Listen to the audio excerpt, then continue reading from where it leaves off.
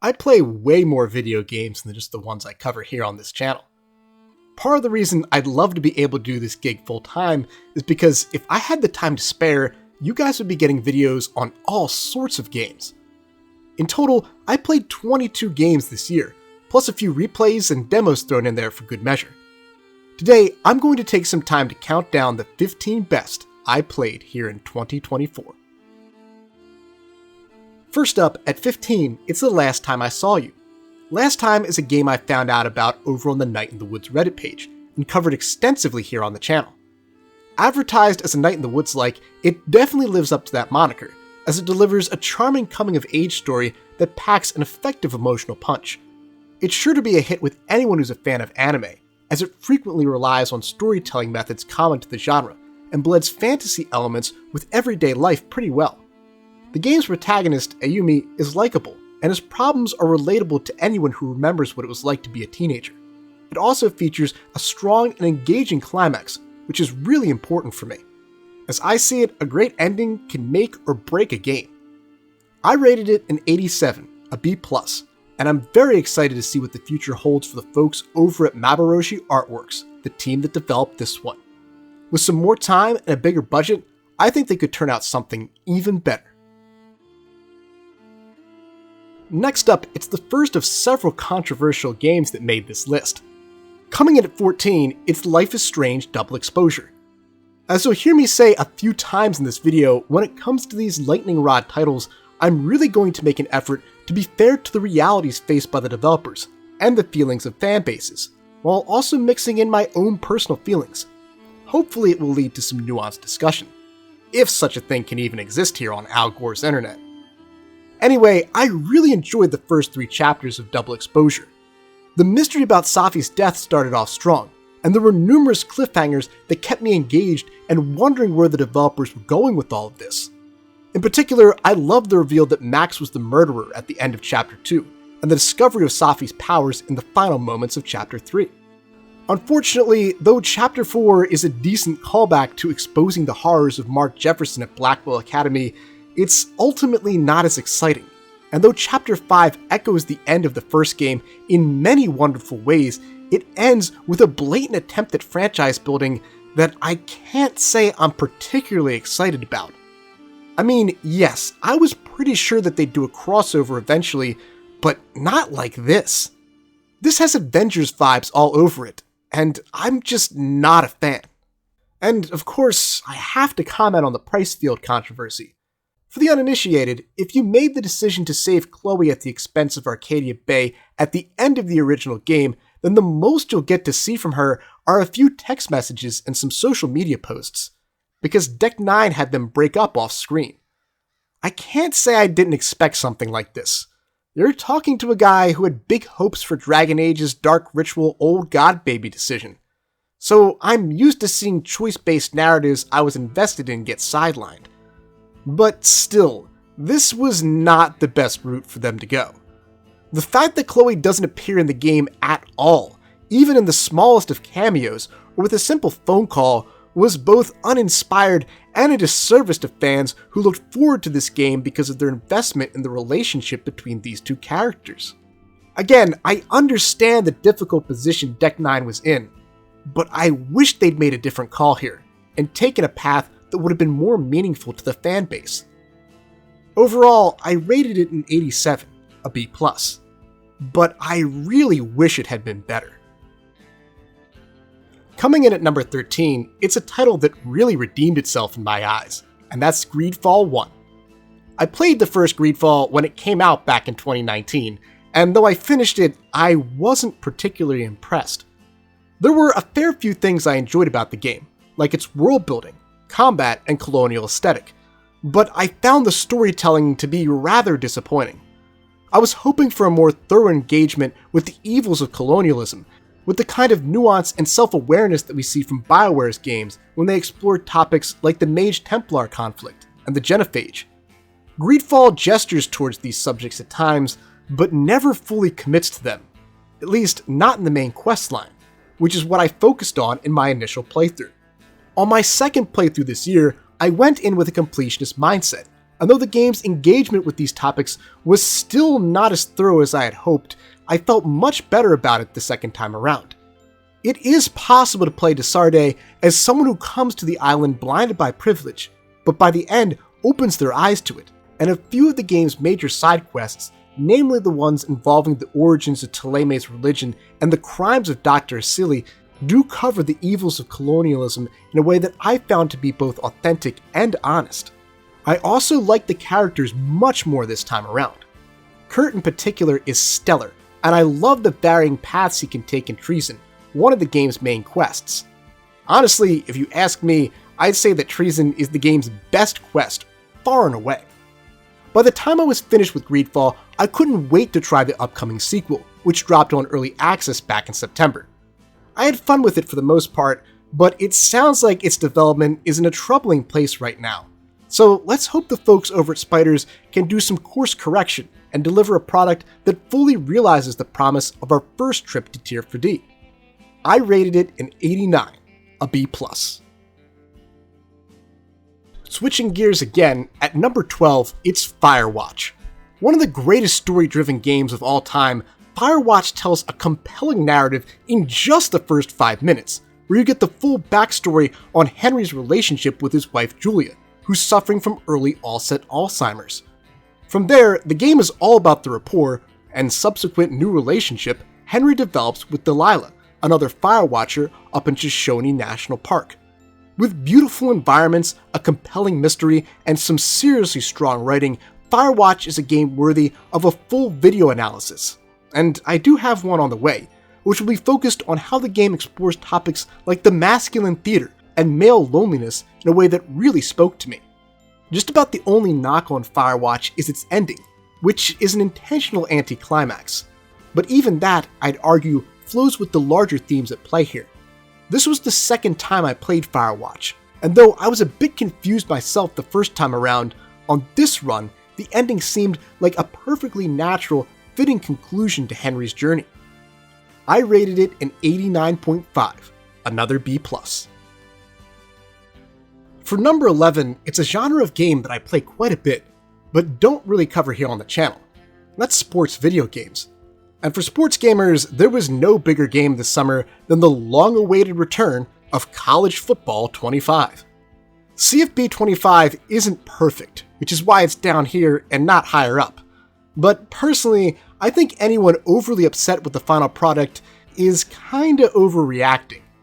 There's a lot of places it can improve, especially with the gameplay, but for the first college football game to drop in over a decade, I think it's a fantastic game. Dynasty mode in particular is tons of fun, and far more engaging than Madden in so many ways. It's not as immersive as Madden's franchise mode. Well, put more succinctly, it doesn't really try to be immersive in the same way that Madden does, but I actually really appreciated that. I feel like the appeal of the old Madden games was that it provided a light level of immersive elements, like the newspaper and radio show, but provided enough distance for you to step back and create storylines in your head. Dynasty mode is closer to that approach, and though its recruiting could use some fine-tuning, it sure is addicting overall. In particular, it would be nice if they tried to make the face database more realistic. These are teenagers, they shouldn't have full beards. I mean, sure, your boy Albatross could grow one by the end of senior year, but did it look that good? No way! I rated College Football 25's Dynasty mode a 91, an A-, and I couldn't be more excited for the future of this franchise. Speaking of interests I don't often talk about here, something you folks might not know about me is that I'm a bit of a political junkie. It's not something I dive into on a consistent basis, because politics sure can be depressing, especially right now. But I really enjoy the study of campaigns, elections, and polling. And a title that brings all that together in an exciting way is the new Campaign Trail, a browser game that allows you to play through historic and fictional elections. This is a game one of my students encouraged me to play, and I'm so glad they did, because I had a lot of fun with it. In the new Campaign Trail, I helped Bernie Sanders win in 2016, tried in vain to pull Carter over Reagan. Damn, that was a ridiculously hard one, and even did a fictitious campaign where the Arnold ran against Hillary. He beat her while shedding most of the trademark viewpoints of the Republican ticket, which was pretty damn hilarious. The new campaign trail is some really good fun, and definitely something you should check out if you're at all interested in politics. I rated it a 91, an A-. At number 9, it's another game one of my students convinced me to play. Dark Pictures, House of Ashes. Last year, the previous entry from Supermassive's horror anthology, Little Hope, also made my yearly review video. I enjoyed Little Hope because it was a beautiful callback to Silent Hill, a series I love, as you'll see shortly. But it wasn't the greatest game. House of Ashes, on the other hand, is spectacular. I really like the game's commitment to player choice, and how reactive the end of the game, in particular, is to those choices. The game's take on vampires, where they turn out to be monstrous aliens who crash-landed on Earth eons ago, is pretty unique as well.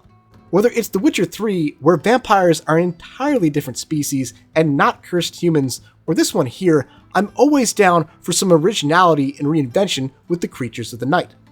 House of Ashes is also, like many of Supermassive's works, a period piece.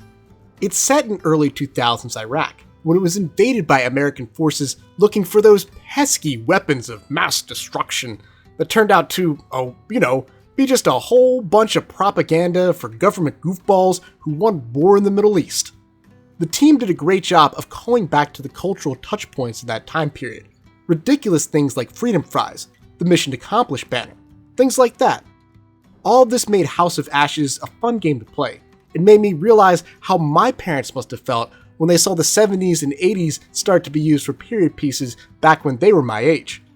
But probably the best thing about House of Ashes is that the protagonist is played by Ashley Tisdale, who I had a massive crush on growing up.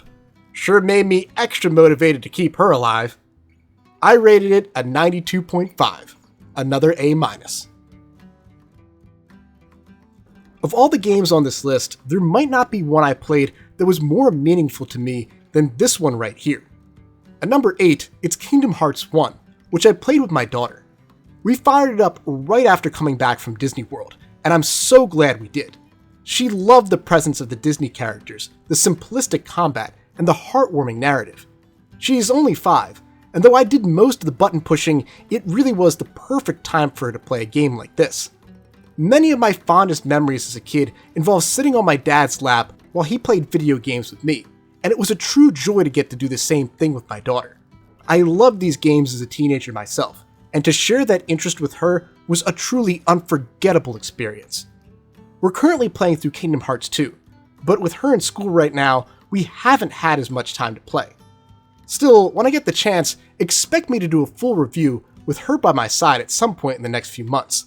I'm thinking of calling it Albatross and Alkid Reviews, and we might even make something of a series out of it.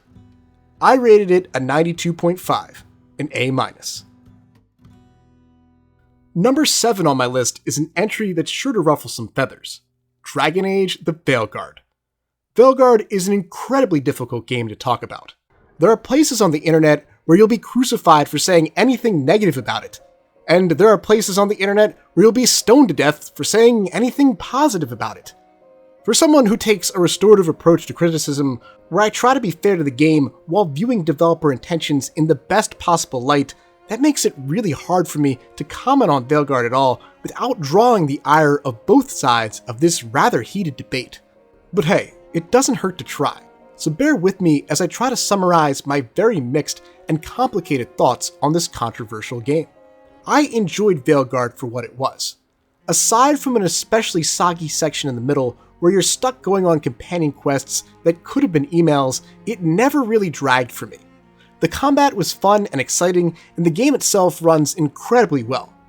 Obviously, all games should run well, but let's be honest, that's often not the case with brand new releases, and it certainly hasn't been the case for many of BioWare's more recent titles. Anthem and Andromeda both come to mind in that department. Even in the Dragon Age series alone, DA2 and Inquisition were a bit of a mess at launch. Veilguard is polished as hell, and for that, it does deserve some praise.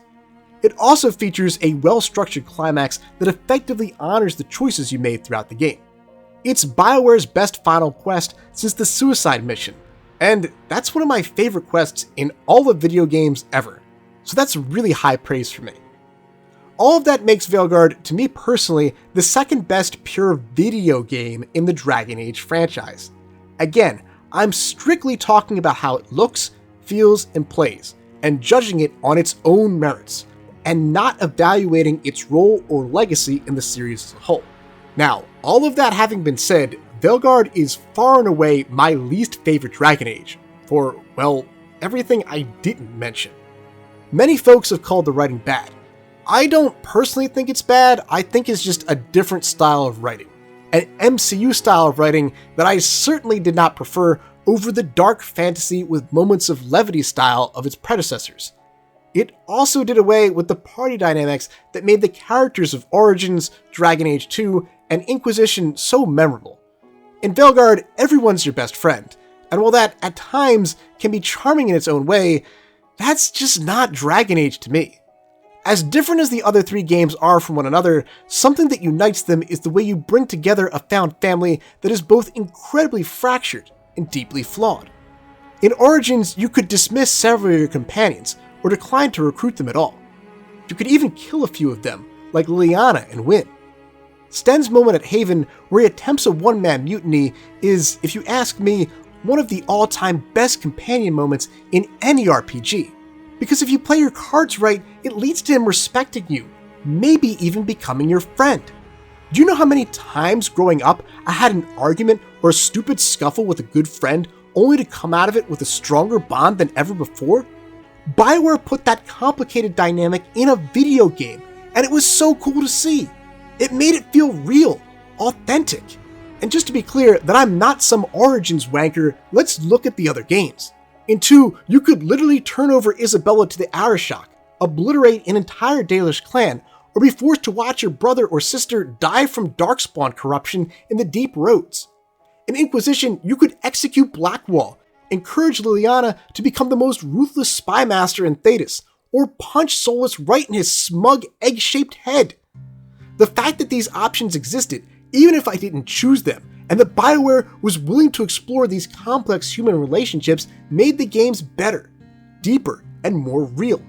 Veilguard does none of that, while also failing to engage with topics like racism, religion, and the cost of power in the same way the previous games did. To me, that makes Veilguard as good of a game as it is in its own right, a disappointing Dragon Age title. Nonetheless, I do remain optimistic about the future of this series. BioWare has a tendency to course correct to fan feedback, sometimes overcorrect. So I'm hoping that they'll present a more nuanced fantasy title much like they did with the first games in Dragon Age 5. Some recent comments from John Epler, the game's lead developer, certainly make it seem that way. I rated it a 93, an A, though I can easily imagine a version of Veilguard that would have reached to even greater heights. Next up, for number 6, it's Warhammer 40,000 Space Marine 2. I thoroughly enjoyed this game. I played through the entire thing over the course of a weekend, and it was everything I wanted and more. The combat is fun and visceral. It recreates the 40k experience in an incredibly authentic way, and to my great surprise, it tells a really strong story too. Like, we get some serious character development from Titus in this one. He starts out as closed off and mission-centric, which is exactly what got him into trouble back in the first game. But by the end of Space Marine 2, he's grown into a better leader and a damn good battle brother. I mean, hell, in one of the game's major scenes, Titus, a freaking Space Marine, one of the Emperor's goddamn angels of death, apologizes to one of his comrades. That's not just good storytelling, that's some serious growth, and a reminder that even in the grim darkness of the far future, you can tell delightfully human stories. A lot of folks knock Space Marine 2 for being short, but I actually really liked its length. 8 hours is the perfect amount of time to tell a small, self-contained 40k story like this. For it to be longer, they would have definitely needed to introduce another faction, which would have detracted from the tight, surprisingly character-focused narrative they told here. I'll be really curious to find out where Saber Interactive takes this franchise next. The game was successful enough that you'd have to think DLC is on the way, And the current arc of the 40k universe, the era Indominus, is chock full of storylines and villains that would be exciting to see in-game. Plus, with Leandros back in the picture and Marinus Calgar taking Titus under his wing, it sure looks like there's plenty more story to tell in Titus's personal life as well. I rated it a 94.5, an A. Next up, at number 5, it's a game that just turned 10 this year that I covered extensively back in August. PT, better known as the playable teaser to Silent Hills. I don't usually grade demos, but considering that the full game was never released, and that PT functions essentially as its own self-contained story, I felt it was appropriate to do so here. PT is, in no uncertain terms, not only one of the greatest pieces of Silent Hill media ever created, but one of the very best horror games of all time. It is nothing short of terrifying, and when it first came out, I spent many an evening playing it in dark gaming rooms with my friends, sending out Snapchats of them reacting to its most bone-chilling moments. It's been years since those days, but I was pleasantly surprised when I played PT again back in June that it still hits just as hard. It was the middle of the day when I fired it up, but I was still on the edge of my seat during my playthrough, and even my cats were scared by some of its more intense scenes. No matter how many years go by, it will forever be a tragedy that this game was never made. I truly believe that it would have changed the horror genre forever and terrified audiences across the world. As Kojima said, they would have needed to sell the game with a complimentary pair of brown pants. Fortunately, it does seem that the visionary director is reviving some of these ideas for OD, so let's hope we'll get to see Silent Hills in some form eventually. Still, it's a shame that those brilliant concepts didn't make their way to the fog-covered town by the lake. I rated it a 95, an A. Next up, the fire might fade, but the dark soul never dies. Coming in at number 4, it's Dark Souls 1. This was the first game I played this year. I was literally in the thick of it when the clock turned midnight on December 31st, and it really was a great way to kick off 2024. As old as the game is at this point, it still slaps, and set the foundation for all of the tremendous Soulsborne games that have followed. One thing I really do love about it is the game's leveling loop and power scaling. No matter how experienced you are at these games, unless you're some crazy master Soulsborne artist, the first few hours of the game are rough. You get your ass kicked by everything and die in the stupidest of ways, but by the end of it, if you've managed your build right and learned how to trade blows with the best of them, you're putting out cigars in the eyes of every undead who ever looked at you funny. For my run, I committed to a Claymore build early and used it to smite most of the bosses. Except for Artorias, who whooped my ass way back in my early 20s and is doing the same thing here in my 30s. I needed the Dragon Greatsword to take him down this time around, which made short work of the once noble knight. Something tells me he'll be back for Elden Ring Night Reign. Now wouldn't that be something? I rated Dark Souls 1 a 98.25, an A+. And now, for number 3, it's yet another controversial title, Elden Ring Shadow of the Erdtree. Shadow of the Erdtree is one of the best expansions I've ever played. The Witcher 3's Blood and Wine is the only one I can think of that's on the same playing field. I'm not sure if it's better than Blood and Wine. I'll have to head back to Toussaint one more time before I make a call on that one. But hey, I'm getting deep into the weeds here. Point is, Erdtree is a fucking great expansion. And though I personally wanted the next game on this list to win Game of the Year at TGA, I can't argue with it getting a nomination, and personally, I think it should have won. One of the reasons for that goes beyond its quality, and instead has everything to do with its quantity. Erdtree is a massive expansion, so big that any other studio would have released it a year or two later under the name Elden Ring 2. There's just so much good stuff here, from the game's best legacy dungeon in the Shadowkeep, to superb boss fights like Mesmer the Impaler, and vast and epic areas to explore. It also features some of From Software's best storytelling, with the stories of Saint Trina and Miquella's band of followers really standing out to me. It's not just extra content or filler, it's new content that recontextualizes what we know about the lore of Elden Ring and the backstories and motivations of its major players. For those reasons, I had no problem with it receiving a Game of the Year nomination. To me, it's more like Elden Ring's Majora's Mask than what we typically consider to be an expansion. With that having been said, why is it only down at number 3 and not higher? Well, focusing strictly on Erdtree itself, there are some issues with the ending. It goes without saying that the final boss fight with Radahn and Miquella drew some pretty extreme reactions in the community. A lot of people really didn't like it, both because of its difficulty and the story, or perhaps lack thereof, behind it. Personally, I liked it in the sense that it produced a spirited debate about what really happened between Radahn and Miquella. I love story beats that make you think, make you piece together things you've already learned, and come to your own conclusions about what took place. The ending to Erdtree does that, and I love that the fandom is so split about whether or not Radahn agreed to become Miquella's consort, if he was compelled to do so, or if the truth is somewhere in between. However, if this is the end of main title Elden Ring, as in they won't be making a true sequel at some point down the line, and not a spin-off like Night Rain, then it's not exactly a satisfying conclusion.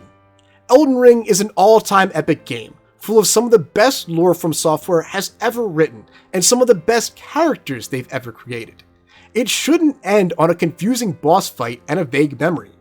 It should feel bombastic and grandiose on a scale to match the scope of the open world itself.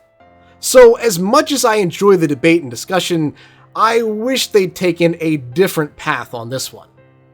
But hey, ending aside, Erdtree is still a fucking awesome expansion that is entirely worthy of the praise it gets. From Software, congrats on this one and good luck with Night Rain. I can't wait to try it out when it drops. Coming in at number 2, it's my personal pick for Game of the Year, the Silent Hill 2 remake. It's a disgrace that it wasn't nominated for Game of the Year at TGA, because I think it absolutely deserved it. The Silent Hill 2 remake opened with an impossible task. Bloober Team needed to remake a beloved all-time classic game for a fanbase so notoriously beleaguered by bad titles that they would naturally be inclined to be highly skeptical of this one, and to do it in such a way that said something of value about the story of James and Mary without detracting from the brilliance of the original. By this, I mean they needed to reinterpret the narrative to some degree. Games today rely on motion capture more than they did when Silent Hill 2 was created, right down to facial expressions, meaning that they risked creating versions of these characters and a rendition of this story that wouldn't align with what longtime fans were familiar with. Modern games are also longer, and thus the team needed to add material to the game. Once again, they needed to do so without tampering with the story, or foisting their own interpretation on players. The Silent Hill 2 remake succeeded in doing this, and for that, Bloober Team deserves a thunderous round of applause. Silent Hill 2 remake is indeed different than the original. Luke Roberts portrays James in a way that is far more sympathetic than Guy Seehee did. Many of the boss encounters have been significantly restructured, and the developers leaned into the loop theory to a rather surprising extent. All of this was done, in my view, incredibly well, and places Silent Hill in a unique category of remakes that don't just retell the original, but have created a fresh interpretation of the source material that is capable of existing alongside it. That is ridiculously impressive, especially from a development team whose games have been, up until now, mixed at best. Before I fired up Silent Hill 2, I was of the opinion that remakes did not deserve Game of the Year, but by the time I'd reached the end and watched the new endings, both of which are pretty damn good, I had completely changed my mind. Silent Hill 2 deserved Game of the Year, and it disappoints me that it wasn't even nominated at TGA. Anyway, enough ranting. Let's focus on the positives and talk about how damn good Silent Hill 2 is. I loved every second of it. It made me feel like I was 16 again, experiencing the complicated and human tale of James and Mary for the first time. As many of you know, I'm a teacher, which makes it difficult to keep up with games as they come out, but I enjoyed Silent Hill 2 so much that I completely reworked my YouTube schedule to play it as much as I possibly could. And on the Friday after the game was released, I basically pulled an all-nighter to finish it. I was having so much fun. Nostalgic fun in many ways, But it was so much more than just that. Because Bloober Team truly didn't just remake the greatest horror game of all time. They created a modern version of it that reminded me and everyone else why we fell in love with surviving the terrors of the New England resort town by the lake in the first place. I rated it a 98.75 and firmly believe it's the best game that came out this year. Before I get to my number 1 game, let's do a few honorable mentions, because there were some really great games I played this year that didn't quite make this list. Circling back to my interest in sports gaming, I'm on a quest to play the franchise mode of every single Madden ever made. So after finishing up my journey through Lordran, I played Madden 99, where I got some redemption for the infamous 98 Vikings, who, in real life, were a Gary Anderson field goal away from making the Super Bowl. In this alternate reality, I scored a Lombardi trophy for the Purple People Eaters, due in large part to the efforts of Randy Moss, whose name didn't even make the game's final cut. He's simply referred to as wide receiver number 18. But I think my favorite story from that franchise was what happened with my running back core. That year, the Vikings' rushing offense was buoyed by Rod Smith, and thanks to the game's horrible passing mechanics, seriously, they're terrible, you have to press the X button before choosing your receiver, which just doesn't make any sense. But in any case, because the passing mechanics were so bad, I really needed a strong running game. Unfortunately, Rod Smith went down in week 15, forcing me to scan the waiver wire for a replacement. And I found one in none other than Herschel Walker, who the Vikings notoriously picked up back in the 80s in the Great Train Robbery, one of the worst trades in NFL history. He is, of course, also well known in recent history for his cartoonishly bad Georgia Senate campaign. As I looked at this sad old running back in the free agency pool, I thought to myself, am I really going to bring this guy onto the squad? Of course! Gotta do it for the memes! He played quite well in the Super Bowl, scoring 2 touchdowns, but he ultimately lost out on the MVP to Moss, who snagged 4. I only got to play one other Madden game this year due to some other obligations, but the next entry in the series, Madden 2000, was even more enjoyable. Passing the ball still isn't much fun, but I had some more success with it this time thanks to my quarterback, Dan Marino. Since I redeemed the Vikings in the previous game, I figured I'd do the same thing in this one, and decided to help one of the best quarterbacks of all time get a ring. Joining him was one of the best running backs of all time, Barry Sanders, who I traded the farm for in preseason. If you're at all aware of Barry Sanders' timeline, then you know that he actually retired before the 99 season, when the game takes place. But because the game had already shipped, and there were no roster updates back then, he remained in the game. So, in my alternate universe, I decided that the Finns talked him out of retirement, and gave Detroit an offer they simply couldn't refuse. The move ended up being a wise decision on my part. Even with Marino, the passing was rough, and I relied on my running back extensively once again.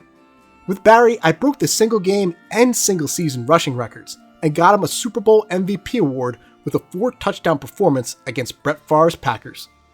For a kid who idolized Barry growing up, it was a real treat to give him the swan song he deserved. And finally, the best game I played this year is also one of my all-time favorite games, The Witcher 3 Wild Hunt. In my opinion, The Witcher 3 is about as perfect a game as you'll ever find. This was my third full replay of the game, and my first on the remastered edition, which was released back in 2023 for next-generation consoles. For this run, I decided to give The Witcher 3 the ultimate compliment I can give a game by playing it on its highest difficulty, Death March. To me, that's the highest praise I can give a game because it means I'm going to have to commit far more time to it than usual, and that I will have to fully utilize all of its systems to achieve victory. That was certainly the case with my Death March run. Early on, I got my ass kicked a whole bunch, and died to everything from drowners to simple bandits. But once I learned how to mix decoctions and potions with the best of them, memorized the weaknesses of key enemies, and settled in on a preferred playstyle, it was a breeze. And now, I honestly can't imagine playing Witcher 3 any other way. But of course, it's not the combat that really draws people to this all-time classic, it's the story. And The Witcher 3 story is one of the best video game stories ever told.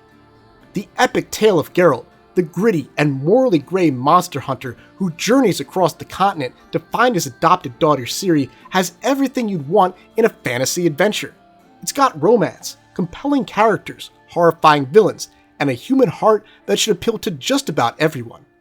Now that I'm a father, many of its best scenes hit harder than ever for me this time around, because I understand exactly how Geralt feels when he's worried that Ciri might be dead, or how torn he is when she tells him that she's going through the portal to stop the White Frost. I've always felt that Geralt works best as the driver of a short story, as the vector through which we view the development and growth of other characters. And though he does do that here with Ciri, CD Projekt Red goes to great lengths to show how much he's grown and changed as a father thanks to the decisions you make throughout the game. Fortunately for me, there's more Witcher in my future. I only played the base game, meaning I'll have to take over Geralt again a few months from now, so I can play through Hearts of Stone and Blood and Wine, two spectacular DLCs. I rated it a 99.5, and it's the very best game I played this year. So that's it for 2024, but what's ahead for me in 2025? Well, Veilguard inspired me to play through all of the other games in the Dragon Age series, so I'm currently doing that, and finally on my way to beating Origins as a Dwarf Noble, which is my personal favorite Origin.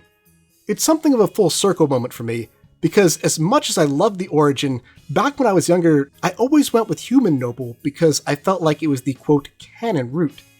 But here in 2024, I'm going against the grain, doing things my own way, and having a blast with it. Replaying all 3 Dragon Age titles is going to be a Herculean task given my busy schedule, so between the margins, I plan on playing some short games to make up the difference. Stuff like Goodbye Volcano High, Tacoma, and Ethan Carter. At the same time, with games like Death Stranding 2 on the horizon, I'll have to replay the first game at some point this year, because I would really like to cover that one extensively when it comes out. Anyway, that's all for me. Happy New Year, everyone. See you in 2025. Thanks for watching. Big thanks to all of my collaborators, including Jordy J. Morales Moreno, Farewellion, Matthias T. Taylor, Moonlapse Piano, Wolf Godwin, Alan Nasland, James McGonigal, Solace, Ellen Storm, Yeppe Laugh, and my high school rock band, who performed the song that's playing right now. Big shout out to all my silver and gold tier YouTube channel members and Patreon subscribers, including James Pruitt, Gustavo Balabi, Lil Caesar, Reed, Bathonian, Faith G, Anna Novikova, and Laura Parenti, who get early access to these videos thanks to donations of $5 to $10 a month. See you guys next time!